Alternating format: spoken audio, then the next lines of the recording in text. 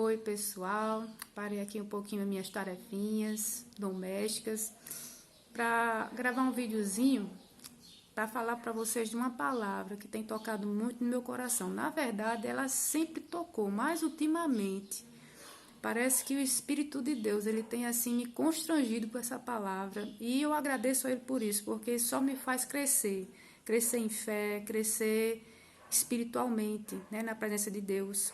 E eu queria compartilhar essa palavra com vocês. Inicialmente eu vou ler o trechinho, tá certo? E depois vou dizer aonde ele está, em que contexto o escritor aqui falou essas palavras, certo? Aí esse trechinho ele está no livro de Hebreus, tá? Novo Testamento, o livro de Hebreus, no capítulo 12. Eu vou ler para vocês. Bem conhecido, tá? Porque a palavra de Deus é viva e eficaz e mais penetrante do que qualquer espada de dois gumes, e penetra até a divisão da alma e do espírito, e das juntas e medulas, e é apta para discernir os pensamentos e as intenções do coração. Essa palavra, ela me toca muito, e ela é muito importante, minha gente. Por quê? Porque quando eu passei a entender por que essa palavra estava escrita, falou muito mais alto ao meu coração e me fez repensar as minhas atitudes, os meus conceitos, a minha maneira de ver as situações e as circunstâncias. Por que as coisas estão acontecendo assim, assado comigo ou com os outros, e assim por diante. Então, essa palavra,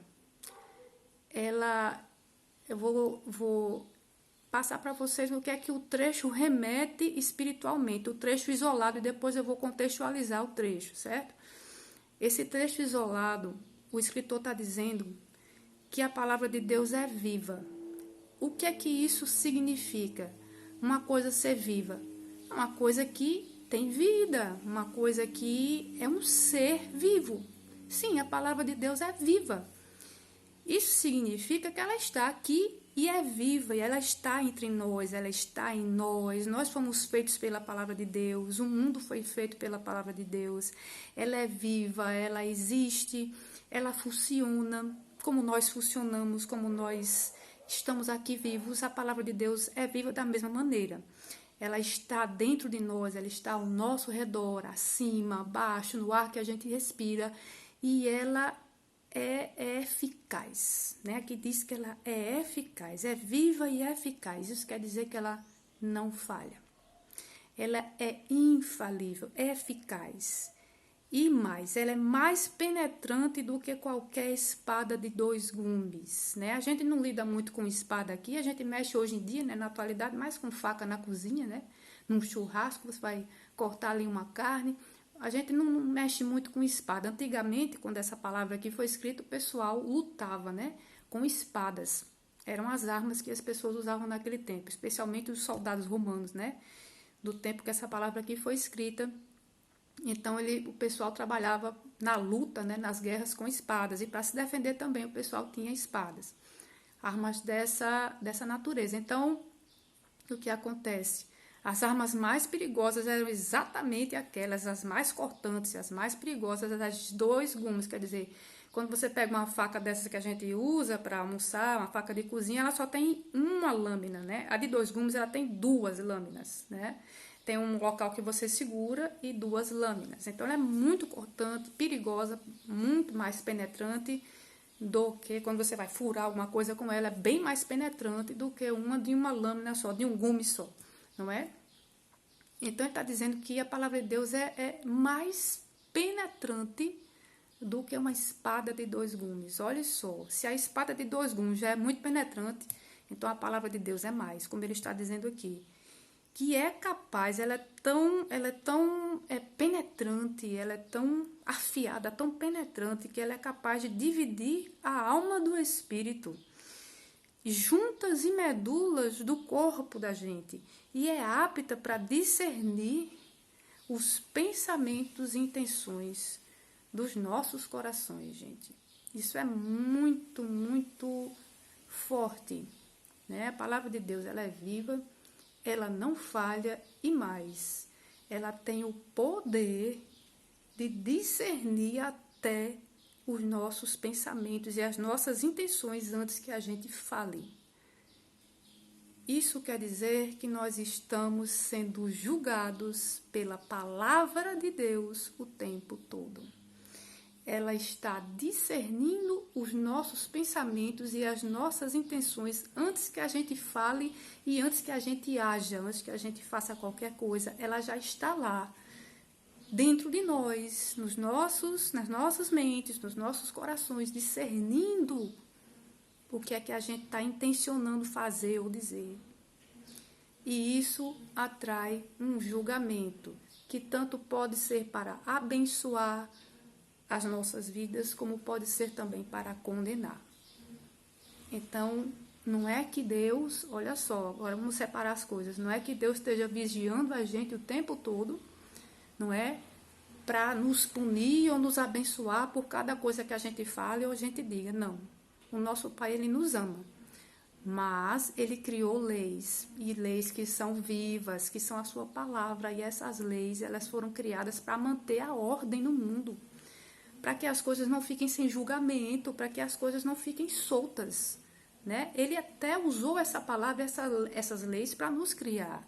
Então, se a gente funciona de alguma forma, se a gente consegue fazer alguma coisa, se a gente consegue pensar, se a gente consegue procriar, se a gente consegue trabalhar, é porque essa palavra ela é eficaz, ela está funcionando, ela não falha. E vai ser assim até o fim. Então, essa palavra, ela traz julgamento, ela traz bênção e traz maldição também, dependendo do como a gente vai agir, vai falar.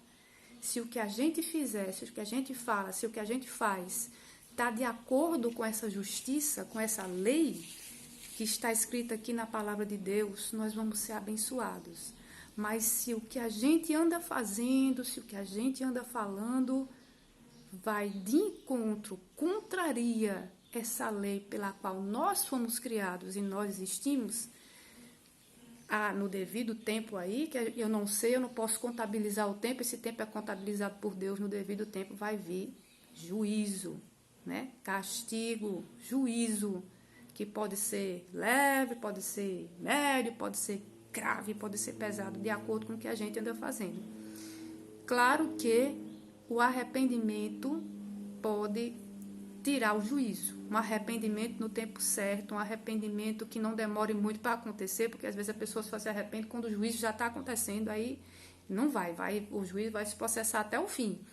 Mas se a gente comete um erro e a gente reconhece que cometeu esse erro com o Senhor, a gente reconhece que contrariou a palavra de Deus e a gente volta atrás, a gente se arrepende, e antes que venha esse juízo, a gente pode ser livrado desse juízo, a gente pode ser livrado da consequência dos nossos atos, das consequências das coisas que a gente faz erradas, né? Então, essa palavra, se você ler o capítulo todo dela, o capítulo 4 de Hebreus, até o capítulo anterior, o capítulo 3 e o capítulo posterior, que é o 5, você vai ver que essa palavra do escritor aqui dos Hebreus, ele está falando de incredulidade pessoal e desobediência. A incredulidade do povo de Deus e da desobediência do povo de Deus. E alertando que do mesmo jeito que aconteceu com aquele povo incrédulo e desobediente, quando Deus falava e eles não acreditavam e não obedeciam, do mesmo jeito pode acontecer conosco. Ainda que nós tenhamos alcançado salvação pela fé em Jesus Cristo, nós não estamos isentos, tá certo, de receber julgamento, não é? A palavra de Deus fala e ninguém está livre dessa lei. Nós estamos debaixo de toda a lei de Deus, nós estamos submissos, quer a gente queira, quer a gente não queira, nós estamos sendo julgados por essas leis, tá certo? São leis eternas, são leis espirituais, ninguém escapa do julgamento dessas leis que Deus criou, tá certo? No livro de Gálatas você vai encontrar, em Gálatas 5, né? Os frutos do Espírito. Você vai encontrar também que aquilo que o homem semear, isso ele colherá. O que ele semear no Espírito, colherá para a vida eterna. O que ele semear na carne, vai colher para o castigo. Tá certo? Então, é esse tipo de coisa. A gente, às vezes, começa a reclamar porque que a situação está tão ruim, porque que está tão difícil a nossa situação, e porque que fulaninho, beltraninho está sendo abençoado e a gente não está, não é? A gente fica, às vezes, reclamando e fica pensando conosco mesmo, nossos pensamentos, por que que isso está acontecendo, e a gente não para pensar que pode ser que os nossos pensamentos, as nossas falas, as nossas ações não têm estado de acordo com a justiça de Deus, né? Com a palavra de Deus. A gente pode estar transgredindo de alguma forma aquilo que Deus instituiu eternamente. E aí, sem arrependimento no tempo certo, a gente começa a colher castigo, começa a colher juízo e fica sem entender por quê. Né? O juízo de Deus, como é que ele vem? Como é que se processa esse juízo? O juízo de Deus, ele se processa com destruição. O castigo, ele vem com destruição. Se você ler 1 Coríntios 11, você vai ver o apóstolo Paulo falando como é que se processa o juízo com os da igreja, não é? Há muitos entre vocês que estão fracos, doentes e até já dormiram, quer dizer, já morreram. Por quê? Porque simplesmente estão pecando sem arrependimento, ou seja, não estão discernindo o corpo do Senhor. Estão congregando, estão indo para a igreja, estão até servindo eclesiasticamente, mas não estão discernindo o corpo do Senhor. Quer dizer, estão pecando e não se arrependem. Não estão dando atenção à palavra de Deus. Simplesmente, talvez até saiba a palavra, né? Talvez até saiba o que está escrito, mas simplesmente estão deixando para lá, estão vivendo de acordo com os seus sentimentos, com aquilo que o povo diz, de acordo com as notícias, né, que saem nas mídias, de acordo com o que você sente, o que você acha, e não se importa com o que está escrito. E aí depois vem as consequências e a pessoa fica se perguntando, né? Mas por que isso está acontecendo comigo? Então é bom a gente lembrar. A gente não sabe de tudo, a gente tem que pedir ajuda ao Senhor, para que a gente entenda a palavra de Deus, entenda a justiça de Deus e ande nela. É um esforço brutal que a gente tem que fazer, minha gente. O apóstolo Paulo, ele fala que ele tem que lutar contra a carne dele, não é fácil. Muitas vezes a gente se deixa levar pelos sentimentos e esquece o que está escrito, se deixa levar pelos nossos desejos carnais, né? E esquece o que está escrito, passa por cima sem querer. E aí depois vem as consequências porque a gente não se arrependeu, deixou para lá, esqueceu, não é? Aí meses ou anos depois vem as consequências da nossa semeadura, aquilo que o homem semear e isso colherá, não é? Não está escrito? E aí a gente fica se perguntando, mas por que está acontecendo isso? Então essa palavra, minha gente, ela é forte.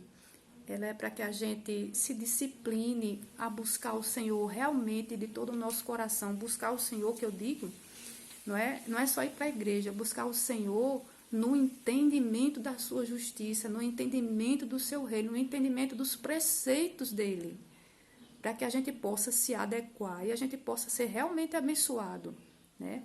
Nós somos muito abençoados quando nós conseguimos entender o que está escrito e conseguimos andar no que está escrito. Isso é uma grande bênção, porque a gente vai colher só coisas maravilhosas, coisas do reino de Deus, coisas preciosas, né? Indispensáveis para a nossa vida, coisas que o mundo ele não tem, o mundo nunca vai dar.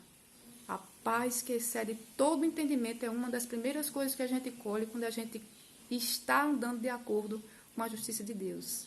Esse mundo que a gente vive, ele não tem condição de dar essa paz. A paz que o mundo dá é uma paz passageira. É uma paz que você tem que ficar mendigando por ela o tempo todo. Porque horas vem e horas vai. Né? Já quando você anda de acordo com a lei de Deus, de acordo com a justiça do reino de Deus, essa paz ela não sai de você. Ainda que chova canivete ao seu redor, você não perde essa paz. É a paz que excede todo o entendimento, a paz do reino de Deus. É uma das primeiras coisas. Uma segunda coisa muito importante, a saúde. E Jesus ele mostrou isso com muita clareza. curando as pessoas. Foi um dos primeiros milagres que ele fez acontecer, foi curas. Então as pessoas não prestam atenção, mas a cura ela já foi dada. Nós já temos cura, nós já temos saúde no Senhor, mas a gente começa a ser castigado nessa área, perdendo a paz. São as duas primeiras áreas que as pessoas recebem castigo porque estão passando por cima da palavra de Deus, que é viva e eficaz. É perdendo a paz e perdendo a saúde. São abaladas na sua paz, abaladas na sua saúde. São as duas primeiras áreas, minha gente. É assim que acontece. E aí a gente, né, passa por essas circunstâncias e fica se perguntando por que está acontecendo. Só que a gente não para pensar que em algum momento lá atrás a gente derrapou, a gente falhou, a gente não cumpriu algum preceitozinho ou alguns preceitozinhos do reino de Deus que são indispensáveis que a gente cumpra. Coisas simples. Às vezes a gente, né, fica insistindo numa mentirinha, fica insistindo num enganozinho, fica insistindo numa vaidadezinha, fica insistindo em coisinhas que estão indo de encontro à palavra de Deus e a gente diz, mas não tem nada a ver. Deus já me perdoou. Só que não está escrito aqui que a palavra de Deus é viva e eficaz. Também não está escrito lá em Gálatas que aquilo que o homem semear, isso colherá.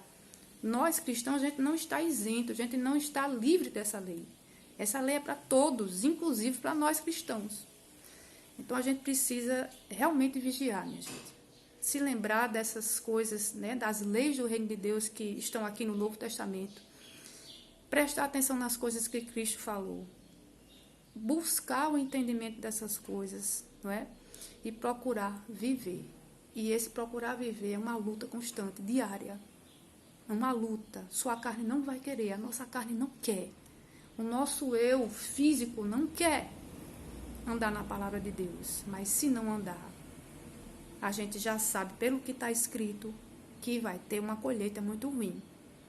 Então é isso, meus queridos. Eu quis compartilhar isso porque essa palavra ela é muito forte dentro do meu coração. Todos os dias eu estou me lembrando dela, né? Ultimamente, especialmente nesses últimos 5 anos.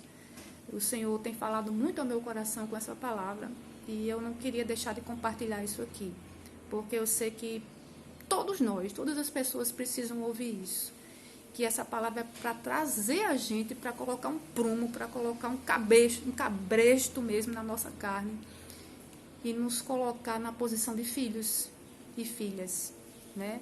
Para que a gente não saia dessa posição de filhos e filhas abençoados e abençoadas, certo? Que a gente não perca jamais as bênçãos maravilhosas que Deus já nos deu gratuitamente no seu reino, tá bom?